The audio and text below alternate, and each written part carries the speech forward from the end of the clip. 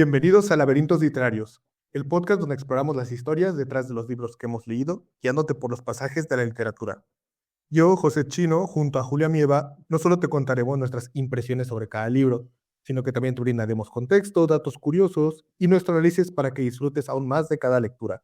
Así que prepárate para perderte en este laberinto de letras, donde cada capítulo es una nueva aventura literaria. ¿Qué tal, Julio? ¿Cómo estás? Una vez más aquí grabando después de nuestro gran episodio especial, que espero que le haya gustado a todos nuestras escuchas. Excelentemente bien. Fue la primera vez que hacemos esto, ¿no? De un capítulo especial. Se me hizo algo. Bueno, si tomas en cuenta los mejores libros, que también fue como a modo especial, al menos en el podcast yo lo puse como en una sección que es especial, que es temporada, creo que le puse 999, y ahí voy a meter todos los que sean como Ese especial. no era capítulo especial, ese era capítulo en pa' enero, pero terminó lanzándose como prepiloto de la temporada 2 porque ya no sabíamos No, en dónde no, pero hablo del meterlo. otro, no hablo del 1-1, hablo del con el que abrimos la temporada 2 esta temporada. Sí, por eso ese se lanzaba en enero, ¿no? Es verdad. Una disculpa. Yo me acuerdo, Chino, yo me acuerdo. No, pero, Claro, pero o sea, se lanzaba a finales de febrero, tampoco usamos, tampoco me comas tantos meses, ya te dije: pero "Oye, bueno. ¿crees que se puede lanzar en enero para que esté más fresco el podcast, para que empecemos a reactivar la cuenta?". Sí, sí se puede. Mentalmente, ¿qué dijiste? ¿Que para marzo? Se Sin podía, pedo. pero no convenía por el algoritmo. No, la verdad, volviendo a tu pregunta, creo que estuvo interesante ver o añadir este tipo de lecturas, como dices, a veces nosotros tenemos una planeación que seguir, como otros podcasts que nosotros no podemos darnos como esa facilidad de decir: "Ah, ¿sabes qué? Leemos un libro semanal", sino tenemos una planeación de ciertos libros leerlos antes para poderlos grabar antes y por ende que haya un orden y una secuencia, pues, muy, mm, ¿cómo decirlo? Sí, pero no estar corriendo, básicamente. Aquí, pues, Claro, tener, o sea, haber hecho como ese experimento de meter un capítulo especial y sobre todo de Persépolis valió totalmente la pena. No sé la gente que nos haya escuchado, pero al menos de mi lado creo que fue un gran episodio. totalmente. Muy bien, Julio, así como les dejamos con un gran episodio, esperemos en la semana pasada, este va a salir igual a destiempo para poder como que tengan tiempo de echarlo todo, pero hoy tengo una pregunta para ti un poco diferente. Me Okey. gustaría saber, y va un poco relacionada a la historia, quizá ya te la vas a leer por dónde vamos, ¿cuál es el periodo de la historia de México que más te causa curiosidad? O sea, el que te gustaría conocer más cosas. Guau. Me iría por México prehispánico, sin lugar a dudas. Sí, sí, Creo que tiene continúa. muchísimo potencial, todo lo que conlleva, pues, todo lo que lograron, los sistemas en los que sí, sistema de distintas cosas, a mi parecer, es algo muy muy interesante que y eso que lo vimos, bueno, no sé, creo que todo niño, todo estudiante lo ve, ¿no? O sea, desde México Sí, prehispánico hasta en la actualidad. claro, claro. Sí, ¿Tú, totalmente, Chino? y me robaste la pregunta la respuesta justamente de la boca, porque sí, estoy de acuerdo, México Prehispánico para mí es de las cosas más interesantes que existen, no solo en la historia de México, sino creo que en la historia mundial, Sí. o quizás estoy sesgado por ser mexicano, pero bueno, ya desde saber que somos una civilización que descubrió el cero, pues ya me hace darme palmadas en el pecho, ¿no? Y sobre todo, pues, igual todo lo que comentan, como era la infraestructura, el haber tenido una ciudad en medio de un lago, o sea, todo lo que te conlleva eso en cuanto a nivel de ingeniería, de conocimientos. Y claramente tiene su parte un poco, quizá, Sí. oscura si lo juzgamos con los valores de hoy, pero creo que siempre es un Si error juzgamos que juzgarlo de cada hoy. año se está hundiendo la Ciudad de México, creo que 2 centímetros. Sí. Bueno, por ahí porque ya los españoles lo supieron construir aquí. Ay, sí. Adro. Pero muy bien. No, sí, efectivamente es una época que causa mucha fascinación y sobre todo, ¿sabes qué me duele un poco? Que creo que muchas veces no hay tanta información como nos gustaría. O sea, por ejemplo, creo que si lo comparas a nuestro vecino Estados Unidos, que cada pueblo tiene su libro de historias y se remontan a las 13 colonias, y pues sí nos quedamos en esa parte un poco atrás, ¿no? Que hay muchas cosas que quizá o se perdieron o que de plano no hay mucha investigación ni mucho escrito al respecto. No, y creo que también son temas que, aunque los veas en la escuela, se se tocan de forma muy ligera, ¿no? Al final sí tienes que cubrir ciertos temas en ciertos periodos, pero creo ya E adentrarte un incluso, ¿no poquito te pasa más. como de debí aprovechar más la primaria? O sea, como que la primaria te daba igual, pero ahora como que te causa tanta curiosidad que dices: "¿Por qué no puse más atención?". Fuera de broma, yo te diría, me gustaría volver a estudiar algo así por el estilo, o sea, de que Sí, irme desde primaria, secundaria, prepa, lo que tú quieras, porque siento que no valoré porque nada no del sé sumar estudio en ese. todavía. Me cuesta trabajo dividir si no es con calculadora, ¿no? No, ese tipo de materias creo que sí son muy importantes al final, como dicen, realmente conocer de dónde vienen tus orígenes, tu historia, quieras o no. Entonces, Sí, sí, totalmente de acuerdo. son temas que deberían, o si uno tiene la oportunidad de profundizar, es algo que enriquece demasiado a uno. Totalmente. Pues bien, si te parece, vamos a entrar de lleno al capítulo. Oye, pero espera, Chino, de México prehispánico, ¿qué cultura en específico te gustaría aprender? O sea, ¿en general hay una o en general, un específico? O sea, no me quiero ir con la típica respuesta de los mayas o los aztecas, pero pues, la verdad es que sí. Pero no, yo creo que en general todos. O sea, por ejemplo, sería interesante saber qué pasó con Tenochtitlán, ¿no? O sea, como que ahí está ese misterio latente en la cultura mexicana. Sí, ¿Por qué abandonaron la supongo. ciudad de los dioses? A lo mejor vieron que sí se estaba inundando, ¿no? Dijeron, ¿para qué? Ándale, sí. Puede ser. Digo, no Dijeron, está en el uy, mismo no. lugar, pero está mucho más lejos, pero sí, sí. No, va, Es va, verdad, pero es verdad. continúa, Chino, continúa. Bueno, muy bien. Entonces, la pregunta que vamos a responder en este episodio es la siguiente. ¿Qué cambia de verdad con una revolución? ¿Las reglas del juego o simplemente las personas? Básicamente es, ¿realmente hay un cambio profundo del que existe o solo nuevas personas toman el lugar de los que antes estaban? Porque algo que yo me quedo de este libro y que yo siento que lo tuve como un pensamiento central es que donde hay desgracia para unos, hay oportunidad para otros. El libro que vamos a hablar hoy es El murmullo de las abejas, de Sofía Segovia, pero antes de entrar como de lleno a de lo que tratan, déjame te hablo un poco sobre ella. Ella nació en Monterrey, México, estudió comunicación en la Universidad de Monterrey, que es la UDEM. Ella entró a la carrera, comenta que entró a la carrera porque pensó que se dedicaría al periodismo, pero descubrió justamente que parte de lo suyo era más contar historias, construir personajes, ambientes, etcétera. Y también trabajó como ghostwriter para diferentes editoriales y también en algunas campañas políticas.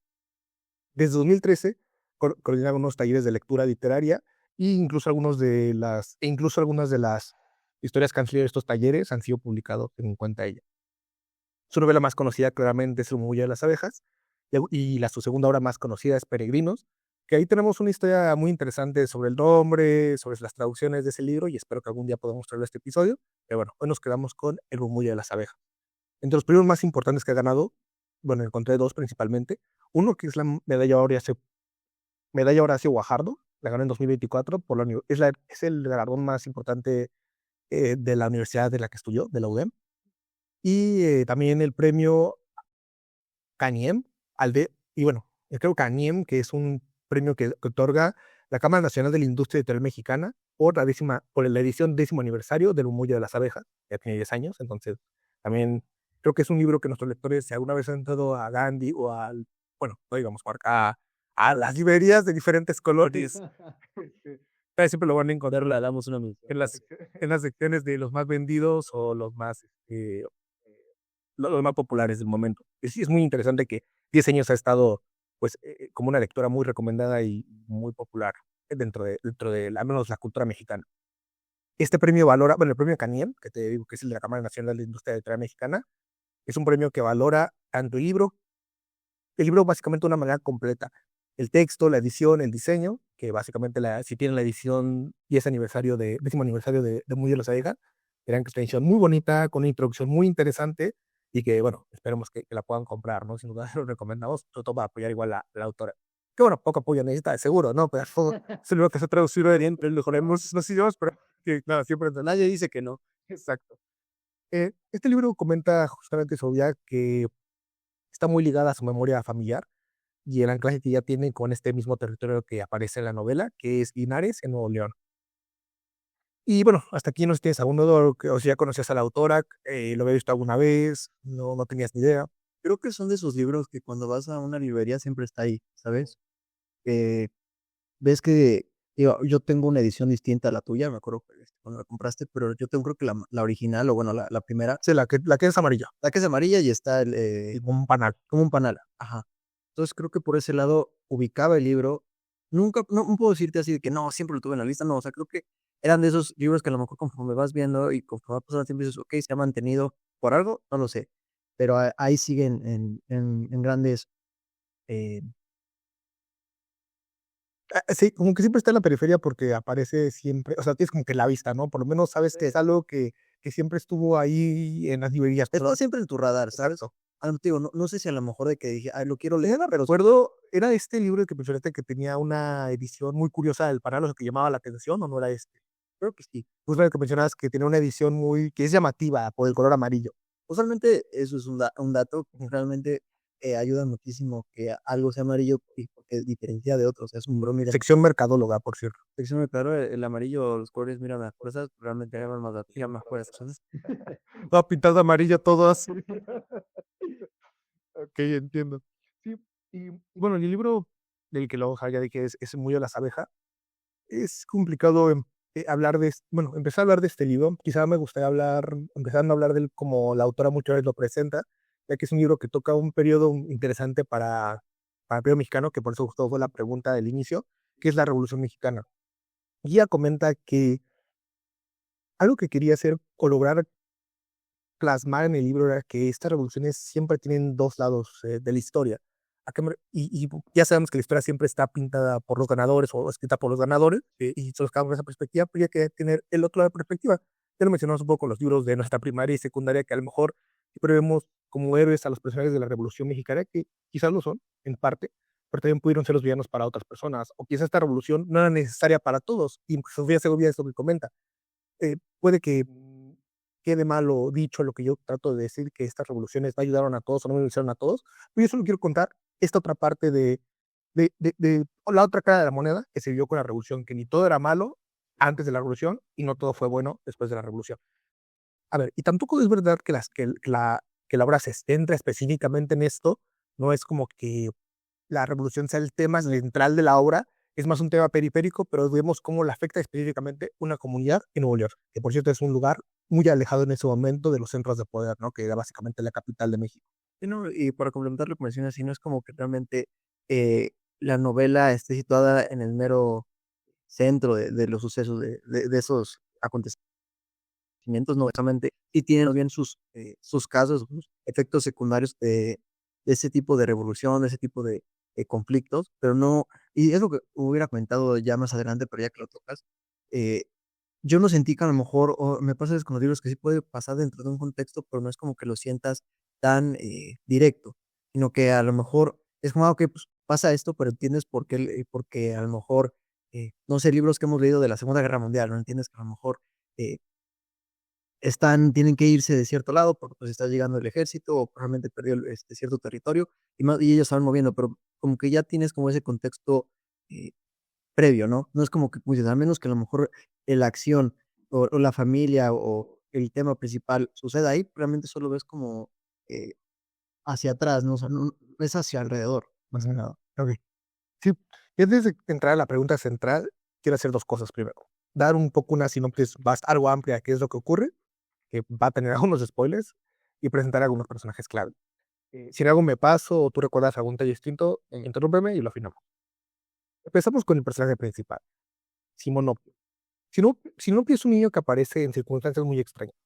Está ligado a las abejas desde el primer momento y lo convierte en alguien que la gente no sabe cómo interpretar. ¿Por qué? Porque no sabe cómo interpretar tanto que haya nacido en estas circunstancias tan extrañas, aunado a que tiene una deformidad en el rostro, bueno, en el labio específicamente, que según creo que me dice que es labio leporino, ¿no? Que, con lo que nació. Ah, por research dice que sí, pero podemos dejarlo de que tiene, una deformación. Claro. Para unos es un milagro que un niño haya sobrevivido a la intemperie, un recién nacido haya sobrevivido a la intemperie tanto tiempo, y para otros, pues básicamente es el presagio de algo malo, una amenaza, una rareza que incomoda, básicamente, y que presagia algo malo o malévolo. Lo importante no es solamente qué es, sino lo que provoca en toda la comunidad. Funciona un poco, pues justamente, mm, para, para ver cómo esta comunidad afronta lo nuevo. Sí. También después tenemos a la nana reja. Large es esta mujer que lo rescata y lo protege desde el primer momento. Es quien, una señora que llama de Nueva York, que nunca se mueve de su mecedora, y un día la nada se levanta, camina hacia la sierra básicamente, y encuentra al recién nacido Simonopio. Es la respuesta justamente más inmediata y humana, ¿no? Cuidado, sin negociación. También tenemos a Francisco Morales. Él es el patriarca de la familia. El patriarca de la familia central de la obra. Él básicamente es quien tiene esta reputación, quien encarna el orden, la estructura, quien es propietario, un hacendatario. Y estos personajes como que alrededor de los que gira todo, ¿no? Los que hacen básicamente que todo funcione. En un contexto básicamente más aterrizado del libro, él es quien afronta diferentes cambios estructurales, crisis económicas, resentimientos del pueblo, de algunos hacendados, y representa justamente este dilema del poder. Básicamente que si puede ser bueno en un sistema que ya tiene todo descompuesto. Aparece también Beatriz Morales, que es la esposa de Francisco, y es interesante porque a pesar de estar en la familia, por así decirlo, en un segundo plano, sobre todo por el rol que en su momento quizá ejercía la mujer, no deja de ser menos protagonista, ¿no? También es una figura muy central en la obra. Yo te diría que de las principales, ¿no? No, pero todos son personajes principales. Ok, ok. Pero lo que me refiero es, creo que muchas veces podría parecer que estos personajes quedan en un segundo plano, pero creo que Beatriz Morales, o sea, lo que hizo Sofía Segura con Beatriz Morales es ponerla en un primer plano, Sí. en un primer plano discreto, no sé cómo decirlo. O sea, me recuerda quizá por la analogía, que no la has leído, para Santiago Posteguillo, que muchas veces cuando la obra, por ejemplo, se centra en Julio César, no deja de lado a su madre, a su esposa, a Julia, a su hija Julia, a Calpurnia, o sea, les da ese lugar a pesar de estar en un segundo plano, entre comillas, pero que no es que esté en un segundo plano, sino a lo mejor actúan entre las sombras. Es como decir, tienes el personaje principal y el personaje secundario. Realmente no es principal esta Beatriz, porque pues, evidentemente hay más arriba, Ujú. pero tampoco entra en un personaje secundario porque realmente sí tiene relevancia. O sea, es un Sí, punto intermedio. sí tiene una tensión fuerte. Ella básicamente mantiene la casa en pie y implica un poco esta negociación con el pueblo. ¿A qué me refiero? Veremos que el pueblo actúa a manera de un poco juez moral y ella lidia justamente con este del qué dirán, con qué conviene hacer y qué conviene no tanto hacer. Sí. No sé mencionar a las hijas, que quiero mencionar más adelante, pero la que quiero mencionar antes de mencionar a las hijas es al principal antagonista de la obra. Uf, que estaremos de acuerdo que es Anselmo Spiricueta. Tremendo maldito. Ese es el antagonista más claro. Un campesino que se opone a la familia. Él es una persona que emigró del sur, como de Chiapas básicamente, hasta Linares, Nuevo León, buscando esta promesa de tierra propia, de tierra y libertad, este grito que había justamente en la Revolución Mexicana, y que al llegar aquí se encuentra con una familia pues que ya tiene territorio, ¿no? Que ya tiene propiedades, que le ofrece una parcela para que básicamente él viva, pero que esta parcela no lo ve como un obsequio, sino como un derecho humano, ¿no? Un derecho propio de, tú me estás regalando nada, yo me lo estoy ganando, o yo te lo estoy arrebatando, por así decirlo. Ujú. Y, sí, y él va a crecer con este resentimiento hacia, bueno, a menos así lo interpreto yo, hacia Francisco Morales, ¿no? 100%. Y básicamente lo que responde, ¿qué pasa cuando los de abajo sienten que nunca hubo justicia? Bueno, los de abajo suena feo, ¿no? Pero, ¿qué pasa cuando luego las personas piensen que nunca hubo justicia y ya no concede a nadie? Era una vez. No, no, no. Y representa justamente esto de cuando la desigualdad sobre una persona y cómo esta persona decide cobrarse esa desigualdad. Y bueno, yo el último personaje que yo metí, a manera muy grosa, es el pueblo, porque en el pueblo pasan muchas cosas. Tenemos a un cura, tenemos a un enterrador, tenemos a muchas personas que sirven como personajes satelitales para darle un poco más de dinamismo a toda la obra, Sí. pero que también en tiempos de crisis importan mucho, porque son los que definen cómo se va moldeando el pueblo, cómo van funcionando las dinámicas de poder, y cómo básicamente Francisco Morales tiene que, y bueno, y toda la familia Morales tiene que reflejar cierta, no, tiene que adoptar cierto papel para con el pueblo. ¿Hasta aquí me tienes alguna duda? No, todo bien. Creo que también faltaría, bueno, no sé, yo sé, Francisco Chico.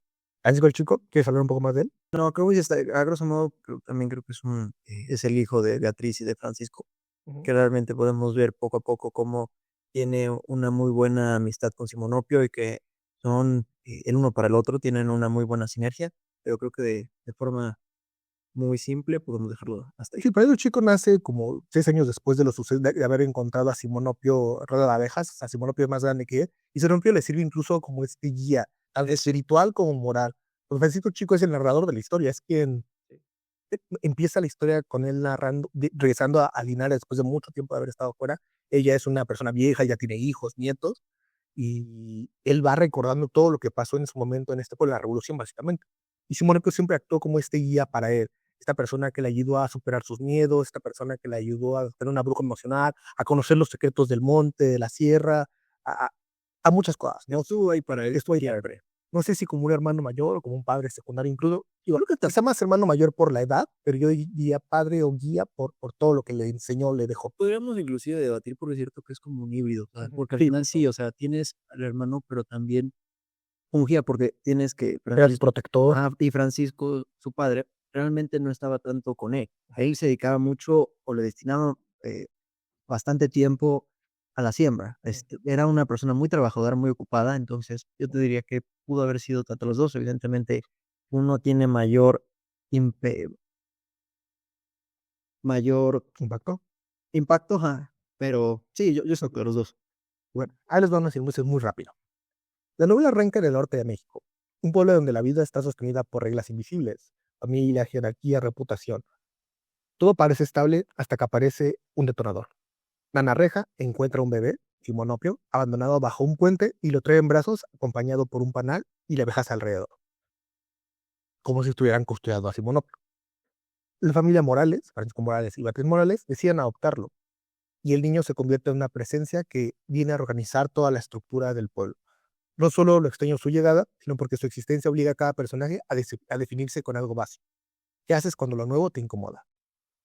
Nana Reja lo cuida con una convicción absoluta, muy instintiva, como si supiera que el niño no es un problema, sino que el problema está en otro lado, no exactamente en el niño, sino en el pueblo quizás. Y ahora de ese cuidado empieza a aparecer la primera tensión importante del libro, que es este Anselmo Espiricueta. Que Anselmo Espiricueta desde un principio ve a Simonopio con mucho recelo.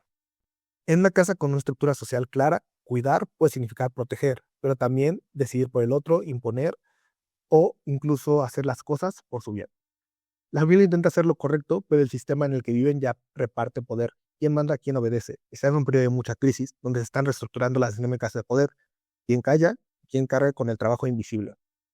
Las personas que trabajan con Francisco Morales o Francisco Morales quien carga con ese trabajo invisible. Es una discusión, creo que ahí se plantea en el libro. Al mismo tiempo, la novela instala otro gran personaje, que justamente es la comunidad.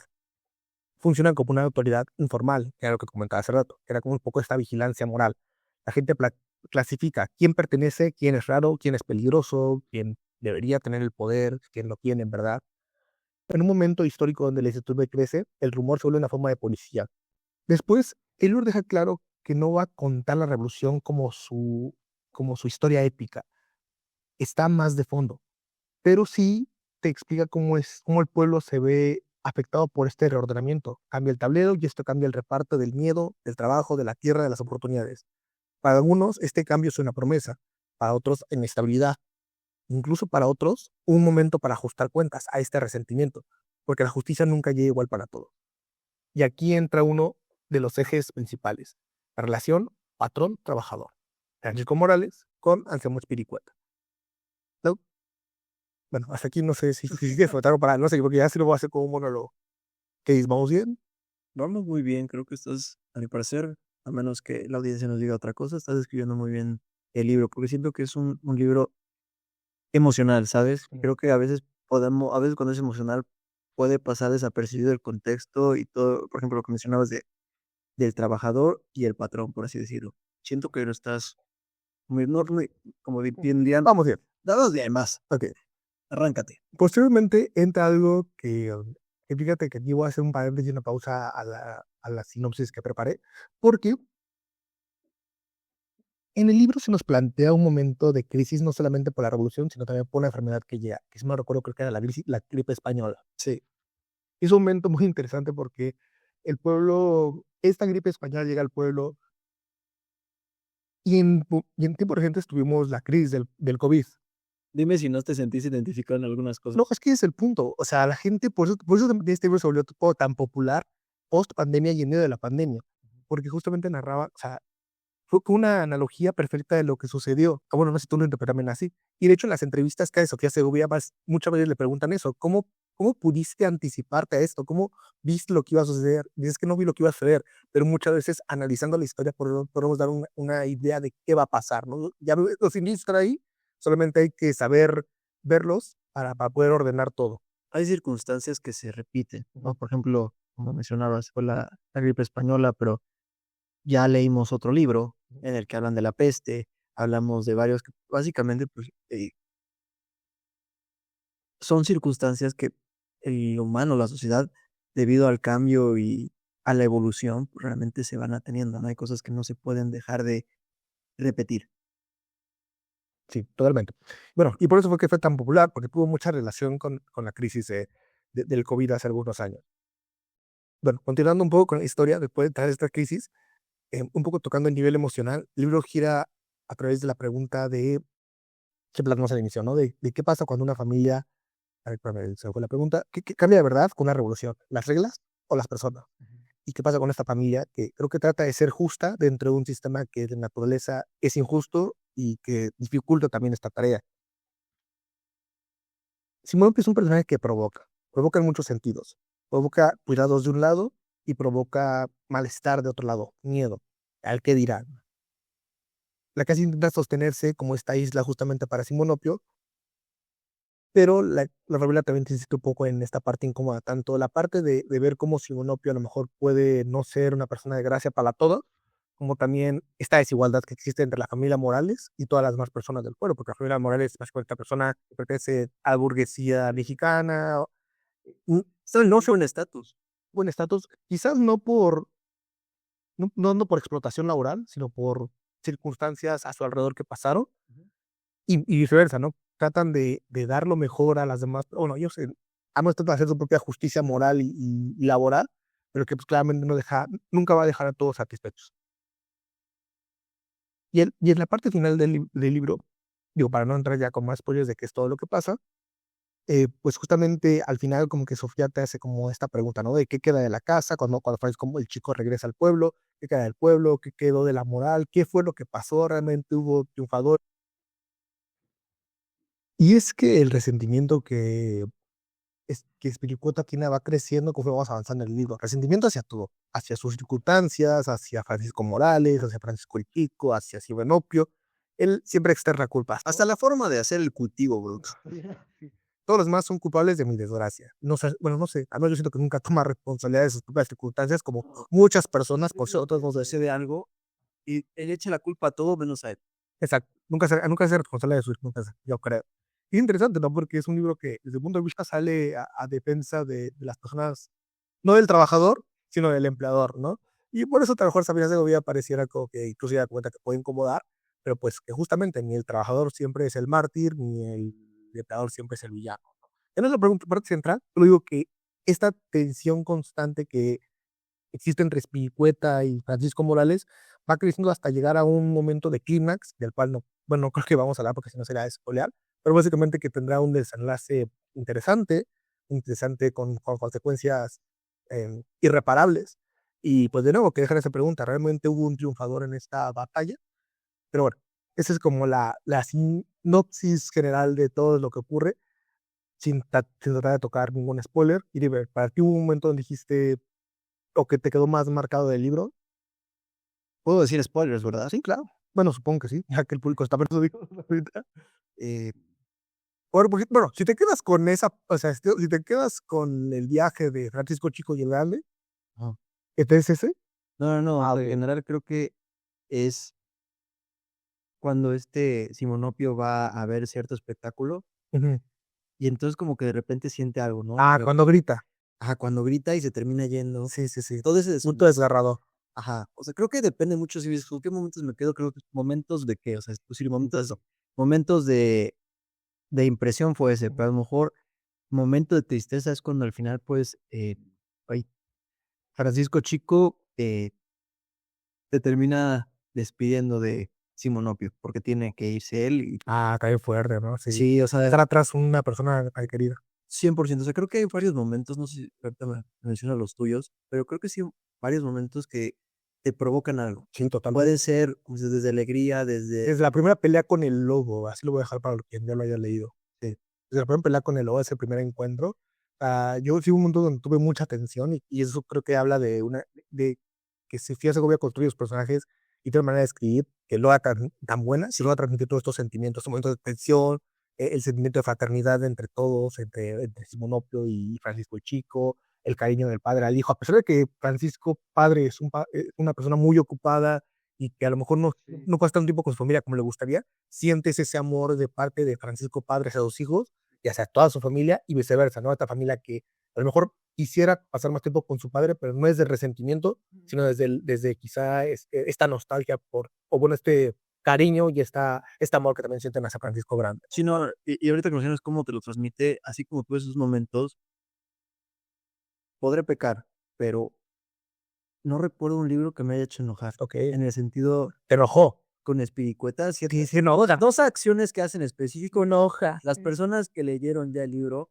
me enojó. Sí, Se me sentía esa impotencia de yo querer detenerlo. Sí. Porque tú creerías que a lo mejor tras la primera acción, okey, ya le van a dar su merecido, pero no, hay otra. Y mientras se están redireccionando, todo se está planeando para que cometa su segundo Sí. Claro, es que justo. acto. No sé si te ha pasado con las películas, no sé si Sí. con los libros, pero Sí, como claro. es como de no, no, no, no, no, no, no, o sea, como que empiezas en ese sentimiento de negación, ese sentimiento de no va a pasar esto, no va a realizar cierta acción el personaje. Me pasó con Espiricueta. Claro.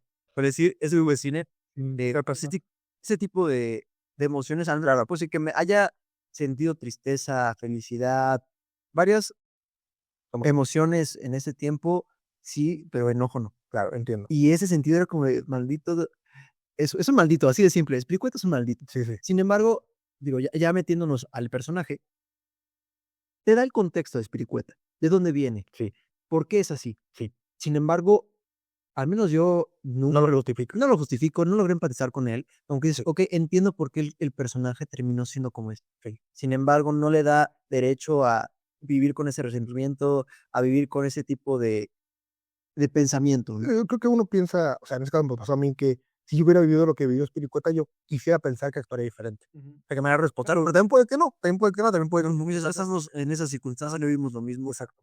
pero al menos yo desde el lado lector puedo decir que Spiricueta, bueno, más bien a Sofía hiciste un gran trabajo con el antagonista, me hizo enojar, me hizo querer adentrarme al libro y agarrarlo a fue algo muy distinto, a mi parecer, claro, nada más quería mencionar. Totalmente. Y bueno, pasando un poco más a otra parte, porque hay muchos puntos que quisiera dedicar y poco tiempo. Quizás lo primero tiene que ver con el estilo. Creo que tiene mucho que ver con el realismo mágico que Ujú. estamos acostumbrados, que creo que es un género muy decente, sobre todo en los escritores latinoamericanos. Me recordó un poco, más que nada, a Isabel Allende con La Casa de los Espíritus, Sí, pero yo siento que Sofía Segovia hizo todo bien lo que Isabel Allende no logró en ese libro. En La Casa de los Espíritus. tremendo. O sea, por ejemplo, tan solo desde la revolución de aquí y la parte chilena también. Ujú. Creo que si no sabes de la parte del contexto histórico de Chile, pierde mucho la lectura de La Casa de los Y Espíritus. no sientes tanta identificación por más que a lo mejor tú no la hayas vivido. Exacto.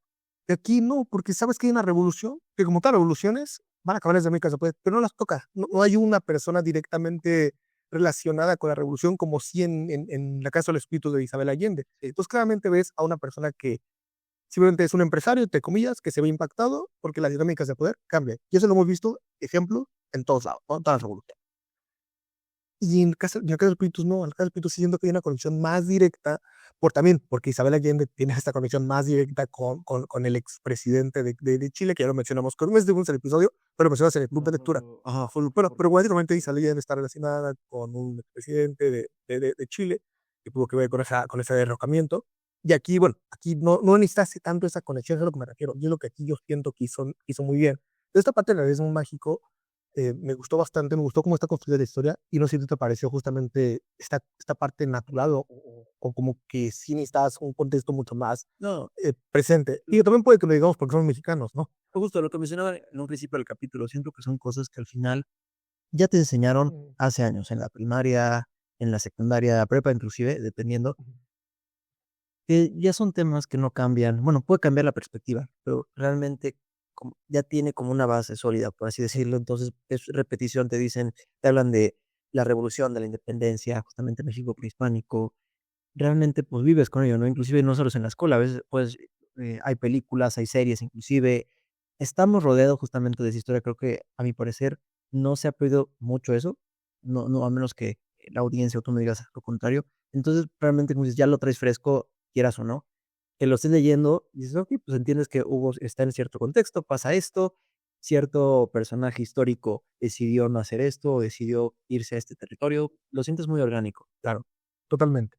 Y bueno, pasando al primer tema, como los que los varios puntos que ya hablas un poco del estilo, pero creo que una de las también como cosas centrales es esta familia Morales intentando ser buena en un periodo de mucha incertidumbre. Pero aquí, bueno, no significa ser un santo ni ser, no sé, o sea, creo que es un tema más complejo porque te encuentras una balanza de poder donde no sabes a qué lado inclinarte.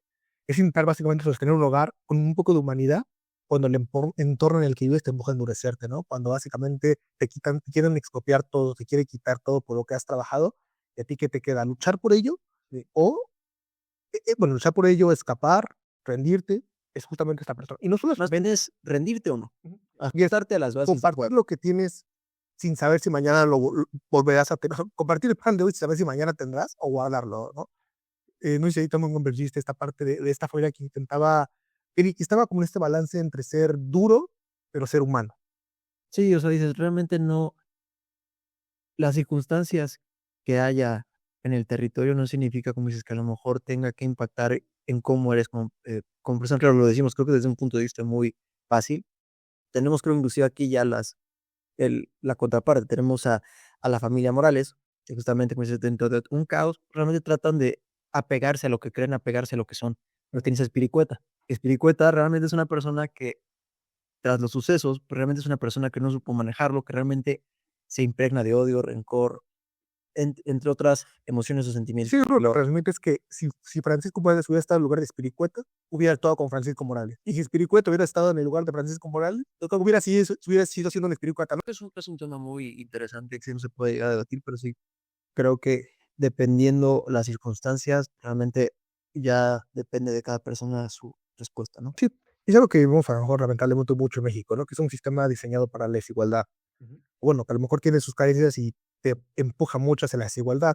No digo que yo tenga las respuestas, solo creo que es lo que transmite un poco la parte del libro, que sí es un tema que hoy sigue tan presente que hemos arrastrado históricamente.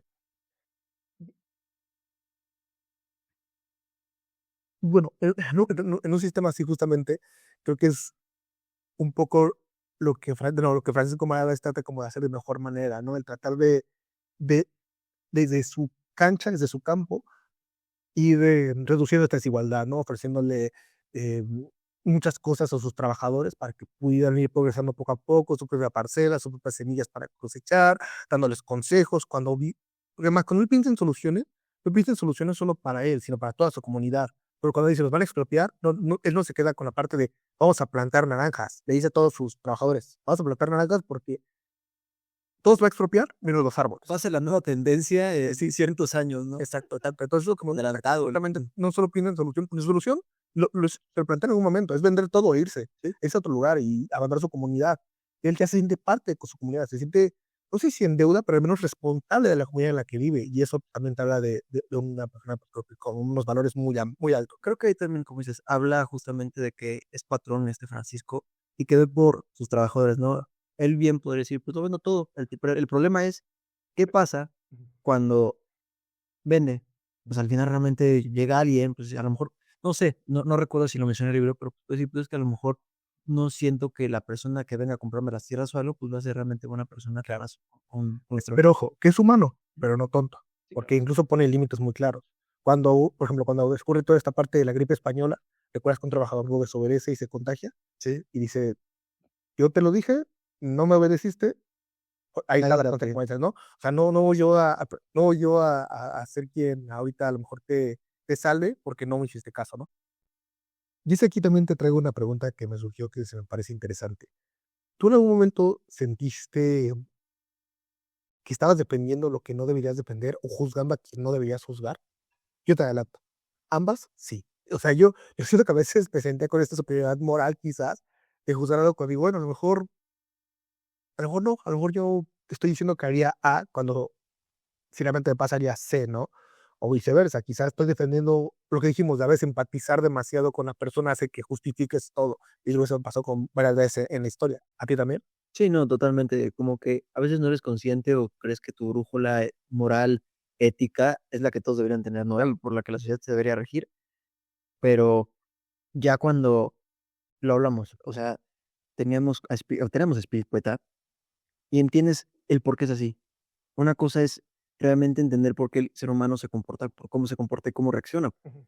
pero no significa que esté bien o mal. Entonces, como yo realmente yo puedo decir, pues es que él está mal, pero pues yo no estoy en su situación, yo realmente no viví eso, tengo distinta forma, a lo mejor, como lo mencionamos anteriormente, Spiricueta hubiera reaccionado de forma distinta si hubiera estado Los zapatos en de los Francisco. zapatos de Francisco, lo más seguro. Y sabemos que no, o sea, es lo que te planteé hace rato, que yo te dije que si Spiricueta hubiera nacido en las circunstancias de Francisco, hubiera sido un Spiricueta aún así. ¿Sí crees? Bueno, yo pienso, puede que esté mal, pero no, Eh, no tengo la verdad, es interesante esta idea, yo solo te comparto que yo y a veces, pienso, ¿cómo estás sin juzgar, no? O sea, como que dices, es que yo estoy bien y tú estás mal. claro, Cuando realmente no siempre las cosas son de un solo lado, ¿no? O sea, como que realmente todo tiene sus vertientes. que para mí es, o si lo es paradójico quizás decirlo porque entiendo a qué te refieres con que hay grises, pero tú sabes que yo soy una persona muy determinista, o sea, para mí es blanco o negro. Y siento que esos grises, desde mi punto de vista, muchos no te dejan encontrar la verdad, no te dejan responder. Pero bueno, ya trato de vivir más en blancos y negros, luego tú más en grises, ¿no? Probablemente Por eso, sí. por cómo somos. Sí, no, claro, o sea, en personal creo que, Mm, al menos antes sí era muy blanco y negro, ujú. ya trato de ser como sí, o sea, como que cambié esa perspectiva y sí estoy más en áreas grises que, claro, depende del contexto y depende algunas cosas, en algunas cosas decir, no, pues aplico la misma que tú, o yo Yo la lo hago, hago, pero me sigue jalando. Pero lo que es, lo estoy tratando, lo estoy tratando. más vale. Sí, y justamente esto de no, regresamos a un punto que ya mencionado muchas veces, pero que creo que es importante dejar, bueno, planteado para la audiencia, que quizá el patrón no siempre es el monstruo, puede ser protector, paternal, generoso, pero esa generosidad debe sostener el sistema que lo beneficia. Y que el trabajador no siempre es mártir, puede ser resentido, oportunista, desconfiado, y muchas veces no, quizá no es exactamente que sea malo, que a lo mejor simplemente es memoria o es buscar una mejor oportunidad o tratar de salir adelante, entre comillas, o ofrecer lo mejor a las personas que quiere. En este caso, los hijos de Spiricueta. Y son dos verdades emocionales a la vez. El patrón puede sentirse justo a la vez que el trabajador puede sentirse explotado. ¿Me explico? O sea, ambas pueden funcionar a la vez. Y pueden tener ambos cierta razón, ¿no? Sin que eso haga justo al sistema, ¿no? O sea, o que lo haga precisamente injusto. Entonces, quizá ahí es lo que te doy como un poco el balón y la razón, de que hay estos grises, ¿no? Ni uno es una cosa del todo, ni el otro la otra, ¿no? Sí. Perfecto. ¿Hasta aquí te gustaría agregar algo o vamos?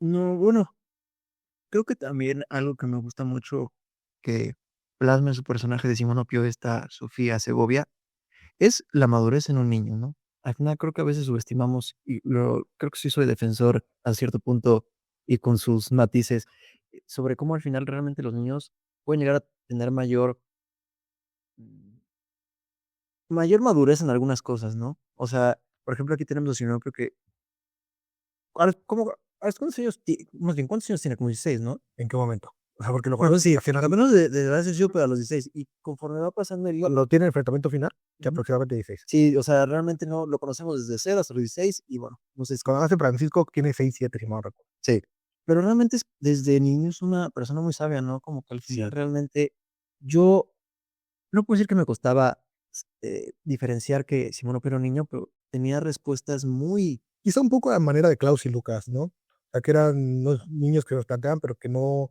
parecían niños por la forma de pensar, ¿no? Que a lo mejor eran muy clarividentes, tenían muy la ciudad muy clara, estaban muy aterrizados y veían más allá de lo que ve un sí, niño. claro, estamos hablando de realismo mágico, y ahí sí tenía como eso decía al final Simón Opio como que tenía superpoderes o tenía como ese tipo de habilidades, pero al final Pero ambas cosas a la vez, porque sí, entiendo la parte que tú dices los superpoderes, que se le da un, quizá, por ejemplo, tan solo como, entre comillas, podía ver más allá de lo que un humano, ujú, pero creo que también tiene mucho que ver con las circunstancias en las que nació. O sea, al final de cuentas no tiene un padre, tiene Francisco como él, no tiene padre, no tiene una madre.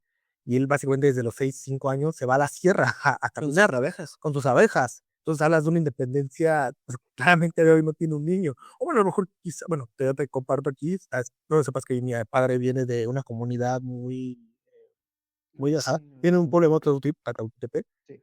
y ahí, pues ya doxeándome, yo había, no, y por si es verdad que te puedo hablar, al menos que en esa comunidad, quiero ver que desde muy temprana edad las personas son muy independientes. ¿Ve? No sé si tiene que ver con un tema de la sierra, quizá de las personas que vienen de esos lugares más marginados o alejados, o no marginados, alejados por lo menos, por sus circunstancias de cómo viven, de dónde viven, pues, de nuevo, el ser, el, el mismo ambiente te obliga a tener esa independencia. Y yo por lo menos te puedo compartir que sí lo sentí muy reflejado en ese caso a Simonopio. Más allá del realismo mágico, sí, de nuevo, por todos los superhéroes que mencionas, por las circunstancias que vive y por cómo actúa. No, y ahorita que mencionabas, y me pasó, no sé si a ti, pero por más que querías que Simonopio fuera parte de la familia de Francisco, Beatriz y sus hijos, como que no encajaba. O sea, no lo digo en un mal sentido, pero como que llega un punto en el que por ciertas acciones, como que esperabas que estuvieran más unidos, ¿no? Pero como que, a mi parecer, Simonopio como que pintaba su raya, ¿no? Como que al final, Yo creo que no, o sea, como que llega un punto en el que sí lo tratan de incluir, Ujú. pero como que le costaba el trabajo, ¿no? Como que realmente, Sí. oye, digo, y ya en la última parte que al final dicen, es que no me lo llevo, pero no es porque no quiera llevármelo, porque sé que al final realmente Él pertenece aquí. él pertenece aquí. O sea, y hay como cosas que sí, es que, como que, por ejemplo, pues era, como que, como Hay una barrera infranqueable, o sea, no importaba cuánto convivieran, cuánto estuvieran juntos, como que yo nunca se iba a pasar, que entonces, no era un hijo literalmente. ajá, yo sentía que, Entiendo. por más que a lo mejor trataban de incluirlo, como que no, como que le daban un lugar especial, pero que no, ¿cómo decirlo? Esa típica frase de, Es que tú eras fuera de mi hijo, te obligaría a hacer esto, pero como no eres mi hijo, no te obligo. O sea, te dejo ser y que convivamos a la par, ¿no? Quizás. O sea, quizá, porque, por ejemplo, yo creo que a Francisco el chico no lo dejarían irse a la sierra.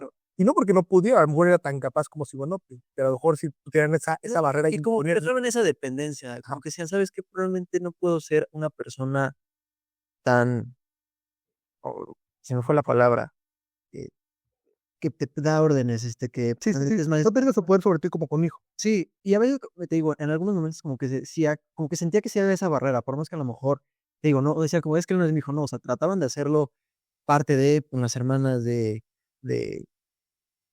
de Francisco Chico, pero como que sentía que a veces como que sí había esa delimitación entre ellos. Ujú. Se me hizo como muy interesante, güey. Sí, tengo que te refieres. Sí, sí, en ese sentido sí sentí esa barrera también. Y bueno, y por último, quizá uno de los últimos puntos que tengo yo, es la parte que ya hablamos un poco de la oportunidad, siento que la mencioné muy por encima, pero me gustaría ahorita como ahondar un poco más en ella, que es la crisis redistribuye, pero redistribución casi nunca es del todo justa. Sin embargo, es interesante cómo la oportunidad ni siempre es un mérito, ni tampoco, o sea, parece como que esta oportunidad no siempre es mérito propio, porque muchas oportunidades nacen pues, de este tipo de crisis, ¿no? De vacíos, de pérdidas y caos. Las desgracias que vivió Spiricueta, pues tampoco él es culpable de sus desgracias, Sí, ¿no? ¿no? Muchas veces cae en quien menos control tiene, en este caso, una persona de nativo de esos recursos que migró desde el sur hasta el norte para encontrar una mejor oportunidad. Y está justamente este dilema moral, que es cuando tú mejora depende del daño ajeno, porque básicamente si Francisco Morales se perjudicaba con la revolución, quien ganaba era Spiricueta, Sí. y viceversa. Y si el mejor Francisco Morales hubiera beneficiado de la revolución, Spiricueta era quien peor lo tenía, entre comillas, ¿no? Tú usando los conscientes de que a lo mejor las dinámicas de poder iban a seguir de un lado o del otro. El sistema cambia, algunos suben, pero no porque son mejores, simplemente por las circunstancias que viven. Pues básicamente es que quién al final logra adaptarse, ¿no? Más bien, ¿quién tiene los recursos para poder adaptarse? Sí, estoy de acuerdo, pero aquí, bueno, a mí quería como plantear la antítesis, porque yo Francisco Morales se enfrenta a muchas crisis, se enfrenta a muchos cambios en las dinámicas de poder, él, pero él se las ingenia para hacer de estas desgracias unas oportunidades. ¿Qué vota? Con ayuda de Simonopio. Pero la última. Sí, lo que sí, sí, ok, pero creo que en teoría está Sinopio, y si no hubiera tenido tantos beneficios, que para nada hubiera sido alguien desgraciado. Bueno, o sea, que le hubiera afectado ¿sabes? Prefiero a qué me refiero, en qué sentido es desgraciado. Y por otro lado, Espiricueta tuvo muchas oportunidades. ¿Por qué? Porque pareciera que no, pero a fin de cuentas les dio un territorio en renta, sí, fue una renta que podía pagar y entre comillas hubiera puesto las pilas en vez de quejarse, ¿no? Entonces, si bien es cierto que todo el primer planteamiento es verdad que ni todas las oportunidades solo nacen del mérito, ni uno es culpable siempre de todas sus desgracias. También creo que Sofía Segovia te habla mucho de qué haces con eso, ¿no? ¿Qué haces con lo que tienes enfrente? ¿Convierte estas desgracias en una oportunidad? ¿Tratas de darle la vuelta o te quedas quejándote toda la vida? Porque de nuevo, Francisco Morales tuvo muchas adversidades. Te dijo, ¿qué hago? Bueno, compro un tractor. Bueno, ¿qué hago? Me muevo, organizo la comunidad. ¿Qué hago? Ok, ya no se puede plantar maíz porque me lo van a quitar, planto árboles. Y siempre veía la manera y además de ampliar esa oportunidad, porque era como, ok, no solo planto limones porque ya no puedo plantar maíz, sino como todo lo más de seguir plantando maíz, es una oportunidad para que crezca el negocio de limones, perdón, de naranjas, era naranjas, bueno, iba, de naranjas. Y por otro lado, ¿Eran mandarinas? mandarinas, que bueno, no me acuerdo ahora que me diría. Creo que son mandarinas. ¿Mandarinas? Sí, creo que sí, perdón, un malo corazón. Aguacate. ¿Qué te iba a decir? Y por otro lado, Espiricueta, pues jamás, por más oportunidades que se dieron y por más facilidades, y quizá, obviamente no le dieron todo en bandeja de plata, No. por lo menos le dieron una mano, pues prefiero no tomarla, ¿no? Quizá un poco por orgullo y un poco por resentimiento. ¿Qué piensas de todo esto? No sé si al final sea la misma analogía de cuando ves el vaso medio lleno, medio vacío. Totalmente. Es una buena analogía de estos dos personajes que, pues es que cómo ves las cosas. Bueno, pues así, yo lo veo medio lleno, yo lo veo medio vacío. Ah, bueno, ¿cómo respondes a ello? Pues dependiendo, ¿no? Cómo la gente ve el vaso con agua. Perfecto. Muy bien, hasta aquí básicamente son básicamente todos los puntos que yo quería mencionar. Creo que es un libro muy interesante. Podemos seguir escarbando también mucho más en todo, quizá tocar incluso la parte de las hijas. Al final lo mencionamos, digo, ahorita que lo... Pero es que realmente yo sí lo siento como un personaje, Ella es un personaje secundario. demasiado secundario. Hasta el enterrador creo que me interesó más que la historia del enterrador con su enamorada me interesó más que o sea, no lo digo como una crítica, o sea, realmente creo que realmente no se quiso centrar en eso, Sofía, y parece No, perfecto. Para mí no es los personajes que se describieron al principio, a mi parecer, están perfectos para realmente poder construir construir la obra. no me falta eso, estoy de acuerdo. Y bueno, hasta aquí nos tienes algún comentario. Quiero para pasar a los comentarios finales. Así como analítico como tú, Chino, no, creo que no. Eh, sí, ya viéndolo desde una forma, ya después de haberlo leído, creo que me quedé más con la parte emotiva, la parte emocional, ¿Ok? más que la parte, como tú ahorita lo empezamos a analizar, de la parte de oportunidad, de la parte de cómo poder adaptarte a ciertas circunstancias. Poder, todo eso. Ujú, como que no, como ese lado, aquí te puedo decir que realmente lo vi desde un punto más emocional, más sentimental que de algo. Está perfecto. Pues muy bien. Pues por último, entonces para seguir cerrando esta sección, me gustaría quizá que respondiéramos primero a la pregunta o quizá primero me dices tu impresión. Ojo, ahora sí ya tienes tu reseña de, ya ves que siempre en cada episodio, ¿no? La sección favorita, La sección favorita, la que la más escuchada, el segmento más escuchado. básicamente en los comentarios nos dicen como de, por favor, dejen estos 50 minutos. Quítenlo, si no, y saltárselo y ir directo a mi sinopsis. Pueden poner desde más bien, anunciar desde un principio. A ver, Le di 4.6 de 5 estrellas y puse a través de una familia y con ¿cuánto? 4.6 de 5 Ok, estrellas. ok. Y dije, a través de una familia y con un toque de realismo mágico, la novela muestra cómo la revolución trastocó la relación entre patrón y trabajador. Ni el patrón es siempre el villano, ni el trabajador la víctima o mártir. Una invitación a cuestionar los roles morales en una época de cambio. Gracias, Gemini. A la próxima, cuando ya sea de una forma, el formato visual, vas a verte a ti con una cara de, ¿qué te gustaría? O sea, si fueras un animal, ¿un dinosaurio? ¿Un tigre? Ay, no sé, ¿qué sería? Ay, no sé, muchos. ¿Sabes que a veces pasa que hay videos en donde como que están tipo entrevista, Ajá. entonces, y son Ah, ya, baile- vale, pero eso son viejísimos. Eso fue un tren de hace un año, de que entrevistaba un animal a Pero otro. ¿cómo puedes decir que son viejísimos? Bueno, o sea, sí, Bueno, porque sí, no, y te cacho, todas estas tendencias, todo ese tipo de inteligencia artificial, sí, ya es viejo. O sea, ahorita creo que es lo de las frutas infieles. ¿cuál es fruta? Sí, Me da vergüenza hacer esto. Pero bueno, pasamos a lo que sigue. entonces 4.8 le das. 4.6. ¿Y cómo lo quieres? ¿Y tú cuánto me dices? Bueno, pero es que eso es la parte final. Ahorita si quieres me comenta. Pero solo quiero que antes me respondas la pregunta. ¿Puedes repetirla, por favor? ¿Una revolución? ¿Qué cambias de verdad con una revolución? ¿Las reglas o las personas? Voy a hacer de nuevo tibio, como dices, área gris, pero me iría por las dos, ¿no? Al final puede cambiar la regla. Quédate con una. Bueno, ¿tú te quedas con cuál? A ver. A mí sí lo cambian las personas, en la mayoría de los casos. Y en este caso específico igual. A las personas que tienen el poder en su momento.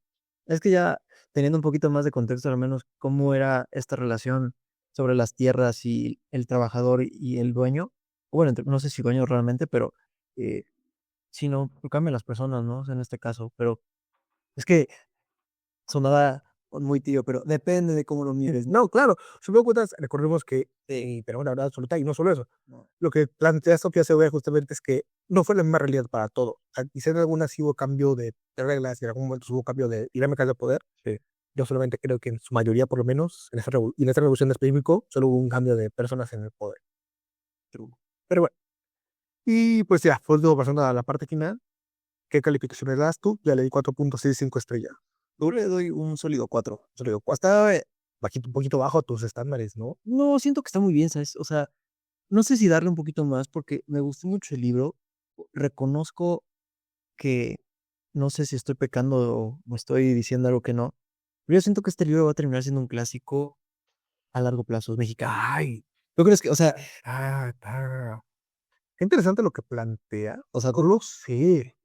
pues es que realmente ya viendo todo ¿Lo que ha impactado? lo que ha impactado, ajá, por ejemplo, yo también traía otros datos, al menos fue novela del año en iTunes en su momento, fue en varias listas en España, estuvo en mejores novelas, ha tenido más de 10 reimpresiones y de hecho pues, realmente en los 2019 llegó a Estados Unidos como de Mirror of Beast básicamente.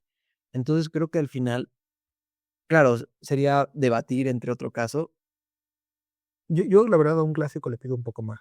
sí, Sí, o sea, obviamente, no sé si es clásico porque solo el tiempo lo dirá, pero sí, o sea, sí creo que es un libro que siempre se va a mantener vigente, sí, porque sí, o sea, creo que es un libro que se va a mantener vigente, pero no sé, por así decirlo. yo o sea, te digo, no porque le haya dado 4 significa que no lo conozca, creo que al menos por todo lo que está como dices, la vigencia que ha tenido todavía, a pesar de que ya pasó bastante tiempo de que se haya publicado, creo que, bueno, claro, o sea, está Pero es que es verdad, tener una reimpresión después de 10 años, o sea, sí, puede que sí, o sea, sí, creo que se encuentra en esa línea, ¿no? De, es posible, lo veo por posible. podemos decir básicamente que eh, Quiere argumentos para tiene hacerlo. argumentos y es como cuando hay nominados, ¿no? O sea, Sí, puede haber yo no dudo que este libro termine estando nominado. ok. No sé en qué punto llegue a ser un clásico o en si lo Claro, ¿cómo se da eso, no? cómo se da, pero yo siento que Entiendo. es un libro que realmente sí. Ahora es un libro de referencia para la literatura mexicana. Sí, no, claro, o sea, tampoco conozco un buen de autores mexicanos, lamentablemente. Ahora estoy leyendo otro. Bueno, ahorita no sé Guillermo Arriaga, No, no, me refiero a Enrique Serna, Enrique Serna apenas lo estoy leyendo, poco a poco me he ido adentrando un poco. Fernanda Melchor, Ah, Rivera Garza, ahorita que que hemos leído bastantes. no tiene Alma Dile Murillo, es que a veces me pasa que no sabes de quién estás leyendo, ¿no? o sea, me puedo recordar el autor, Sí, pero no de su nacionalidad como que se da. ya, O sea, por aquí estamos para reclutarte. gracias, Chima. Ok, pero sí, no, progresando punto, tiene argumentos para Sí, ir un gran y libro. le doy un 4 porque sí me gustó bastante, pero ¿Qué le faltó? y no sé, solo sensación, sentimiento de mi lado es como, pues, solo sentí que un 4, ¿sabes? Como que Ok, no me dejó, como otros libros. quién sabe. ¿Quién sabe? O sea, le di un 4, o sea, no le di un 3 porque dije, o sea, me gustó, pero creo que fue más que digo, por toda la parte que te transmite con Espiricueta, la relación entre Simonopio y Francisco Chico, ¿cómo dices? La parte de esta Beatriz siendo, un personaje no principal, pero tampoco secundario, realmente todo lo que hace Espiricueta sí me involucró, pero no llegó a un punto en Quizás fíjate que nos faltó quizá tocar un poco la analogía de las abejas, ¿no? Fue encontrar este animal tan trabajador, con este insecto tan trabajador. Ujú. Yo creo que también, supongo que por algo lo escogió, ¿no? De hecho, ella comenta que las abejas vinieron después, que ella no empezó con las abejas, ella empezó por otro lado, Ujú. las abejas simplemente fueron apareciendo en la historia. Igual otros datos ahorita que mencionas, por ejemplo, ella dice que escribió la novela o esta novela durante la guerra. Ya se refiere a la guerra. Ah, esa parte está bien interesante. Sí, Coméntala, sí, sí, perdón. sí, mira, por ejemplo, para no quedarnos sin este dato, que eso Sí, muy aporta interesante, sí, bastante. mucho, mucho. Ella en entrevistas menciona que ella escribió El murmullo de las abejas durante la guerra y tú dirás, pero pues ella, Hay guerra. ¿a cuál guerra? Pues ella, por ser de Monterrey, de Linares, pues le tocó vivir la guerra del narcotráfico. Y entonces ella lo que hace, Que para las personas que nos escuchan de Perú y de otros lados, Colombia, de España, no sé, Egipto, pero bueno, dice que un punto 0,8%, pues Mohamed Salah. Pero bueno, Mohammed. para los que no sepan, fue un periodo de mucha violencia en México. A lo mejor no nos vamos a meter quizá en la parte política, estuvo y no estuvo mal, pero básicamente fue un periodo de mucha violencia. A mí me tocó muy poco, porque, o sea, no somos tan grandes, que mi hermana mayor es cuando quizá era de no contestes llamadas, no salgas. Accionamos realmente como fue, ¿sabes? Por la edad que teníamos. A lo mejor incluso ahora vivimos una época más violenta, quizás, pero en ese momento fue un parteaguas de violencia en México, ¿no? Sí, claro. Lamentablemente, y aquí sí quizá voy a politizar un poco, creo que ahorita tenemos muy normalizada la violencia.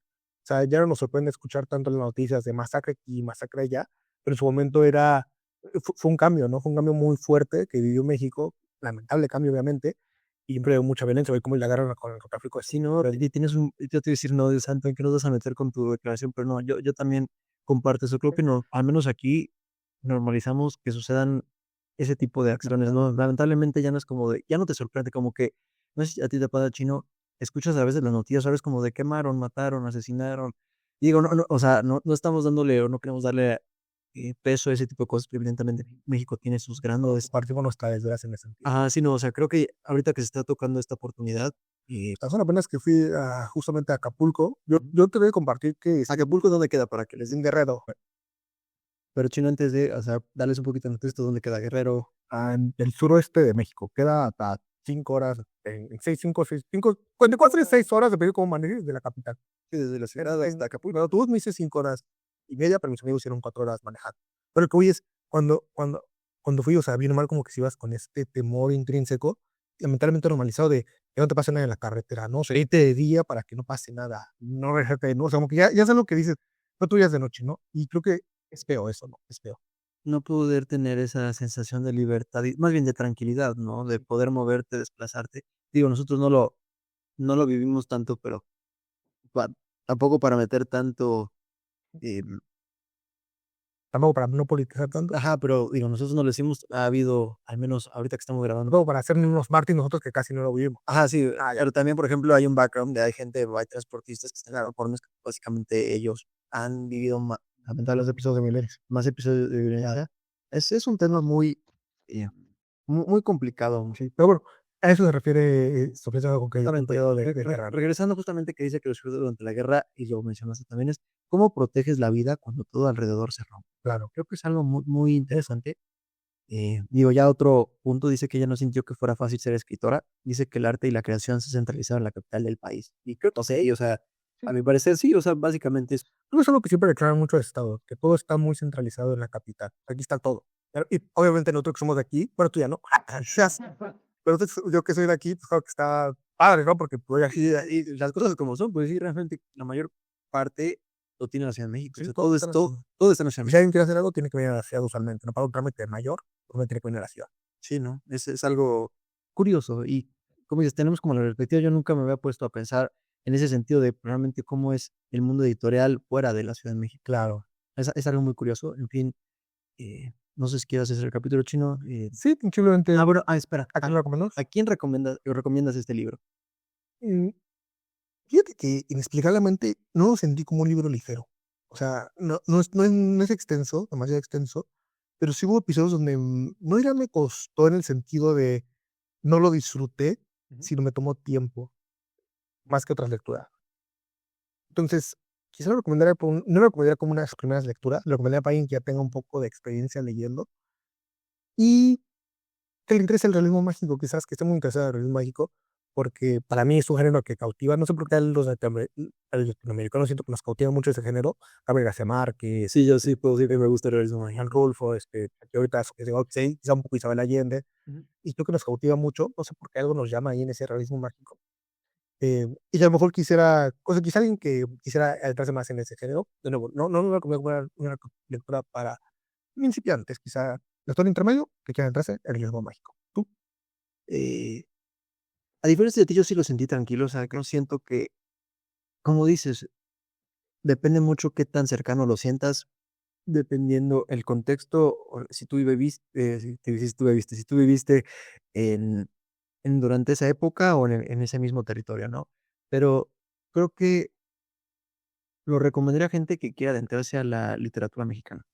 Si que tiene ganas de leer algo de México, no sé si le diría que este es el libro para recomendarlo, pero sí lo pondría, como dices, dentro de las. Que de hecho es ligero entre comillas porque está hecho de muchos capítulos, creo que son como 52 capítulos muy cortos, o sea, son capítulos de Son muy cortos, páginas. puedes darle el tiempo, o sea, Ujú. tampoco es como Hay capítulos de una página. ujú, claro, evidentemente, sí, creo que lo hemos hablado en distintos capítulos, que a veces es bueno tener contexto de en dónde sucede, qué estaba sucediendo en esa época, algo por el estilo.